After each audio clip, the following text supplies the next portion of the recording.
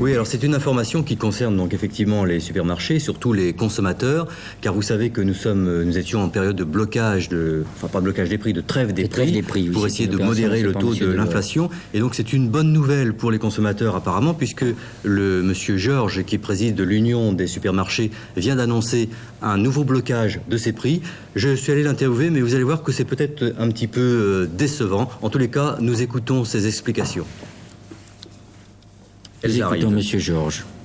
Parce qu'il fallait appuyer sur une pédale pour faire démarrer le sujet quelques secondes avant et j'avais oublié. Alors donc ça va arriver d'ici quelques... Conscient de la politique menée par Monsieur le ministre de l'économie et en tant que partenaires sociaux, nous nous devons d'être solidaires et pour cela nous allons mener une deuxième campagne de trêve des prix. Une campagne qui commencera le lundi 5 avril et cela jusqu'au 5 juillet. Et avant, nous sommes obligés de refaire certains réajustements. Qu'est-ce que vous entendez par réajustement ? Eh bien, nous devons réévaluer nos stocks et des réajustements doivent être faits vu l'augmentation du coût de la vie. Et pour cela, nous serons amenés à augmenter certains prix tels le café, le chocolat, certains produits laitiers, les alcools notamment. Si je comprends bien, avant de bloquer les prix, vous allez les augmenter ? Oui, une augmentation, c'est la vie, ça augmente, ça baisse, ça augmente, c'est ça. C'est quand même pas très normal, avouez. Pas normal, mais il faut faire un effort.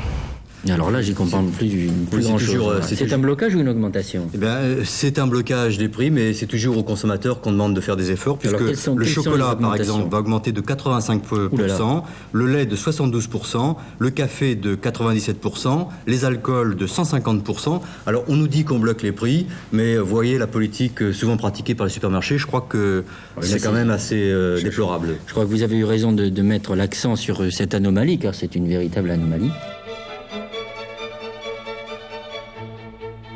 Enfin, la dernière mesure qui, je pense, sera accueillie très favorablement par l'ensemble des Français. L'essence sera gratuite, je dis bien gratuite, les vendredis de 14 à 16 h et les lundis de 10 à 11 h. Nous voulons aider l'industrie automobile qui connaît actuellement une période très difficile et par la même occasion favoriser l'étalement des départs et des rentrées pour les week-ends. Monsieur, que pensez-vous de la décision de Monsieur Otto d'offrir l'essence gratuite le vendredi de 14 h à 16 h? Attendez, je reprends ma respiration. Oh, c'est une très bonne décision. Il a bien fait. Il a bien fait parce que tous les vendredis, c'est parfait. Ouais. Excellente décision. Très bien, tout à fait d'accord. Je fais mon plein tous les vendredis entre 14 et 16. C'est fait ? C'est fait, à partir de la semaine prochaine. C'est merveilleux. Alors, est-ce que vous pensez que vous allez partir davantage en week-end Non, parce que je fais 2000 km par semaine pour mon travail. Alors le dimanche, je roule le moins possible, le week-end. Bien, mais vous achèterez quand même votre essence le vendredi? Oh bah si les queues sont pas trop longues. Je suis très content, en plus je suis militaire. Oui, mais alors, est-ce que vous saviez que l'essence était gratuite? Absolument pas, non. Et quel effet ça vous fait? Surprenant, surtout en ce moment. Ça serait superbe ça par contre. Alors ça c'est une bonne nouvelle. Ça pouvait être vrai, ça serait très très bien. Ah bon? Non, vraiment j'y crois pas. Hein. Mais est-ce que vous allez quand même trouver ça bien? Ah je trouverais ça bien, oui évidemment, mais ça m'étonnerait. C'est une plaisanterie. C'est une plaisanterie. C'est une blague ou... Non, c'est une nouvelle disposition préélectorale. Non, je suis pas au courant. L'essence gratuite, alors là, je suis totalement contre, hein, franchement. Je pense que c'est démagogique, c'est paraît tout à fait canular, quoi. Ces petites automobiles feront bientôt partie du paysage quotidien des Bisontins. Facilement maniables et ouvertes à tous, même aux personnes sans permis, ces voitures sillonneront bientôt les rues de Besançon.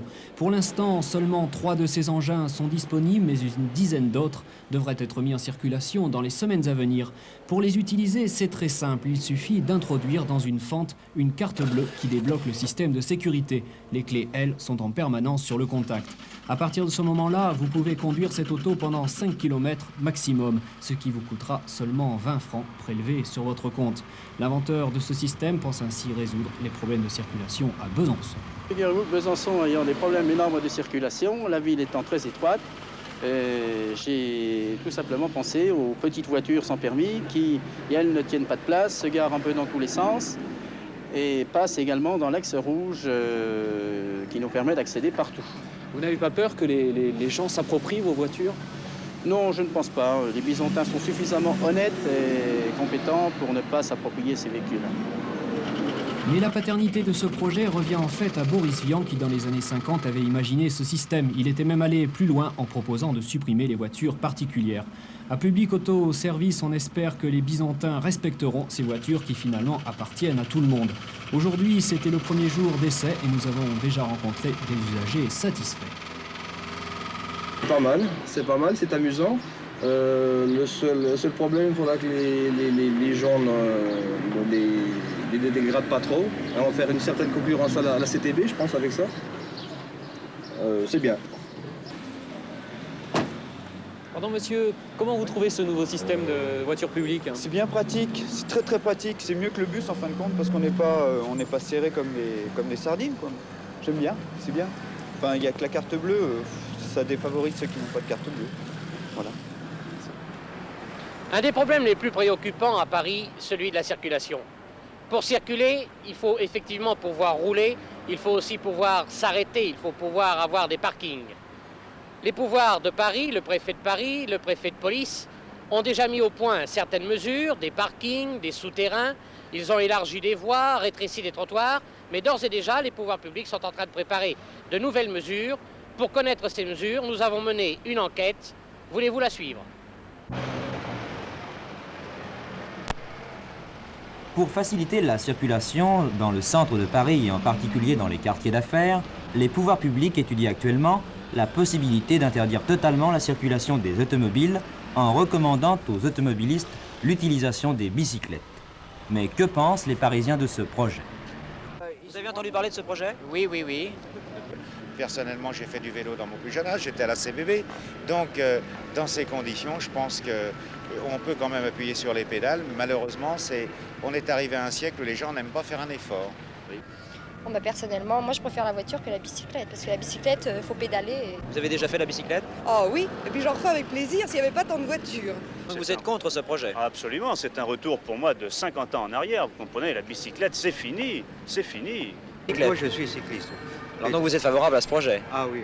Moi, je suis tout à fait pour. Je suis tout à fait pour. C'est un instrument très très pratique. Je pense que pour une femme, c'est l'idéal. Pour aller chez son coiffeur, pour aller faire ses petites courses. Vous pouvez absolument plus circuler place Vendôme. Vous pouvez plus stationner. Avec une bicyclette, c'est très très facile. Monsieur, est-ce que vous êtes au courant d'un projet qui consiste à réserver certains quartiers à l'usage des cyclistes? Oui, j'ai entendu parler de ce projet. D'ailleurs, j'ai déjà commencé à racheter une bicyclette et puis je m'exerce tous les matins et le soir pour rentrer chez moi. Vu que d'ailleurs je fais un métier sédentaire, je travaille dans un bureau, donc ça me permet de prendre de l'exercice. Bon, merci, je vous laisse rentrer à votre travail, merci.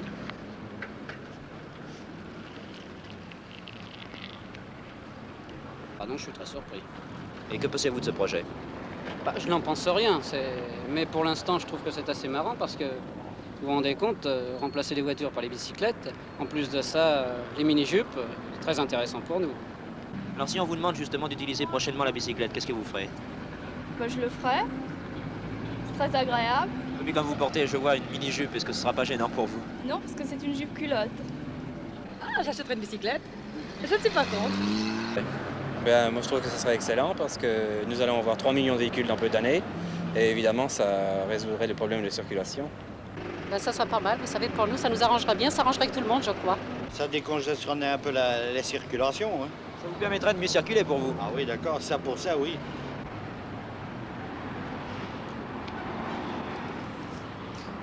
Pierre Roubaud, je crois que vous avez été séduit par ce projet, finalement. Ah, tout à fait séduit. Et voyez, vous pouvez le constater, je m'y suis mis. Je suis ce projet parce que c'est une chose très importante et il faudrait que tous les camarades de l'actualité télévisée fassent la même chose. Les rues de Paris seraient ainsi dégarnies, on roulerait beaucoup plus vite et pour le sport, quel progrès. Eh bien, l'appel de Pierre Roubaud a déjà été entendu et dès cet après-midi, une équipe de l'actualité télévisée partait en reportage à bicyclette. Monsieur l'ingénieur, s'il vous plaît, est-ce que la découverte est importante? Ah oui, oui, très importante, oui. Oui, est-ce qu'on peut déjà l'évaluer? Ah, l'évaluer totalement, non. Je pense pas que ce soit encore possible, parce que nous ne sommes pas arrivés encore au bout des analyses, mais on peut déjà dire que Toulouse repose sur un véritable lac de pétrole. C'est absolument ahurissant, ça. Oh, ahurissant, formidable, d'autant plus que c'est en plein centre de la ville. C'est merveilleux. Mais est-ce qu'on ne l'avait pas pensé jusqu'à présent? On n'avait rien découvert? Mais moi, j'ai été contacté il y a environ 18 mois par la recherche, qui m'avait indiqué des suintements qui paraissaient pétrolifères, et j'ai été chargé de faire certains forages. Oui, je viens. Doucement. gars. Non, René, non. Là. Allez, vas-y. Continuez comme ça. Ça va. Doucement. Monsieur l'ingénieur, s'il vous plaît, vous avez atteint quelle profondeur? Ah, mais c'est assez variable, vous voyez. En ce moment-ci, nous faisons un forage là à peu près à 1500 mètres, ce qui est tout à fait normal. Mais il nous est arrivé de trouver des nappes à 25 mètres. À 25 mètres? Oui, oui. Oui, et quelle est la nature du sous-sol? Oh ben, on trouve le sous-sol un petit peu avec des terrains divers, n'est-ce pas? C'est tout à fait normal. En général, on trouve les nappes de pétrole sur du Jurassique supérieur, les Dolomites aigris, tout à fait normal. Et tenez, en ce moment-ci, le forage que nous venons de faire là, on vient de tomber sur un albo-apsien calcaire, après avoir traversé un Éocène inférieur marneux. Oui. Sentez-moi ça, c'est bourré de pétrole. Et quelle est la qualité de ce pétrole? Oh, extraordinaire. Oui, c'est-à-dire? C'est-à-dire, vous voyez que, habituellement, dans une production de pétrole normale, vous avez des quantités d'essence à la sortie qui sont de l'ordre de 10, 11, 12%, environ 37-38% de bitume, 30% de gazole, 30% de produits divers. Eh bien, ici, la situation est absolument renversée. Renversée? Oui. Et comment ça se présente alors? Eh bien, ça se présente qu'en essence pure, ce pétrole a une teneur d'environ 77 à 80% selon les dernières analyses. Ahurissant. Ahurissant. Et l'exploitation se présente comment? L'exploitation, alors là, il s'agit d'un autre problème qui évidemment dépasse un peu mon cadre. Mais il est hors de doute qu'il va falloir d'ici peu absolument raser et faire sauter tout ce qui se trouve entre la place du Capitole et la Garonne pour exploiter. Oh, inconvénient, c'est majeur comme inconvénient. Oh non, non, plutôt avantage. Avantage parce que, voyez-vous, c'est tellement riche que comme chacun maintenant a son puits d'eau douce à la maison de campagne, eh bien d'ici 10, 12 ans, en étant pessimiste, chaque Toulousain aura son puits de pétrole personnel. Et quel pétrole? Regardez-moi cette qualité.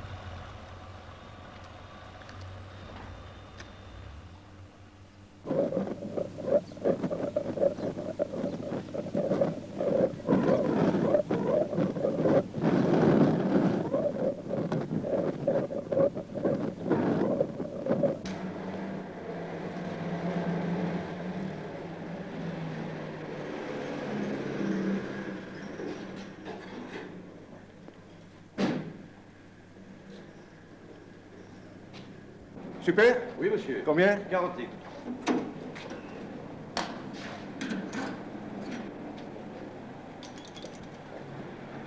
Oh, mais ça, alors, j'y comprends rien du tout. On a fait le plein ce matin, 30 000 litres, plus une goutte. Il sera désormais possible de respirer l'air vivifiant des Hautes-Vosges sans quitter la chambre. Ces boîtes d'air pur comprimé sont prêtes à être lancées sur le marché à un prix modique. Elles seront mises en vente dans les pharmacies et dans les rayons spécialisés des grands magasins. Les personnes atteintes d'asthme pourront se faire rembourser par la sécurité sociale.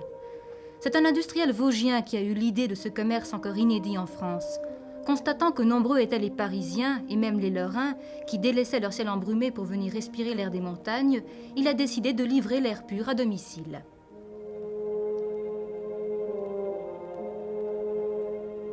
Pour ce faire, il a mis en place une installation très compliquée. L'air pur, encore vif et turbulent, est assagi tout au long d'une tuyauterie longue de 10 km. Il est maintenu à une température constante de plus de degrés par un système de régulation manuelle. Un spécialiste vérifie sa pureté. 2 fois par jour, il remplace les filtres chargés de retenir les microbes.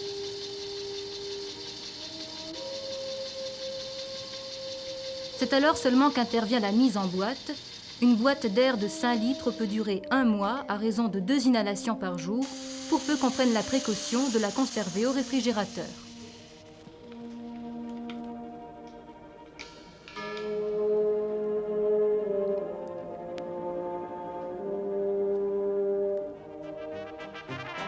Cette commercialisation d'un de nos biens les plus naturels, l'air, a quelque chose d'inquiétant.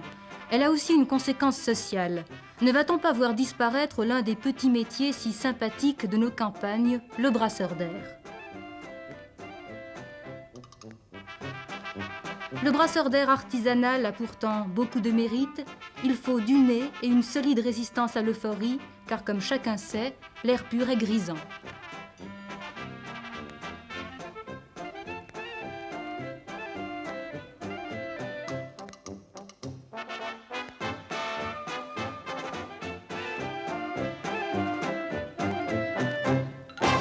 Les médecines naturelles, à présent, elles rencontrent un essor considérable actuellement et elles peuvent surprendre. L'ouvrage du docteur Maury qui vient de paraître met en relief l'influence positive de la bière sur la santé de l'individu. D'autre part, un médecin de Haute-Saône vient de découvrir des vertus thérapeutiques à un autre produit naturel, la cancoyote. Elle peut en effet combattre efficacement les rhumatismes. C'est ici, près de Champlit, qu'habite le docteur Gros, une rhumatologue qui a choisi de vivre et de travailler loin des villes.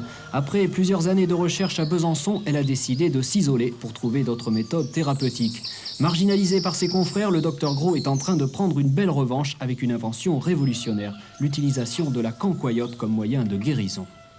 Ce patient souffre d'un cas très intéressant de fluxion douloureuse des articulations. Nous allons donc lui appliquer cette méthode révolutionnaire de cancoyote chaude, préalablement malaxée, sur les points très sensibles qui se situent à peu près à la hauteur des épaules. Pour l'instant, cette méthode originale a permis d'obtenir des résultats tout à fait spectaculaires avec un taux de guérison total de plus de 90%. Bref, un miracle l'on doit en plus à la cancoyote, le fromage symbole de la région. De quoi réjouir tous les francs-comtois. Mais au fait, quel type de cancoyote faut-il utiliser? Celle au vin blanc ou celle au beurre? Écoutez, la meilleure cancoyote est évidemment la cancoyote qu'on fabrique soi-même. C'est-à-dire avec bien sûr une petite pointe d'ail et un petit peu de poivre pour relever le tout. Alors on parle beaucoup des écrivains paysans très attachés à leur terroir. Vous vous considérez comme une rhumatologue paysanne? Tout à fait. Je suis très attachée à mon terroir. Je suis moi-même franc-comtoise et de vieille souche. Et je revendique tout à fait le titre de rhumatologue paysanne. Le docteur Gros est actuellement en contact avec des rhumatologues américains et japonais. Ce serait dommage pour notre pays qu'une fois de plus, une de nos inventions obtienne la consécration à l'étranger avant même d'être reconnue en France.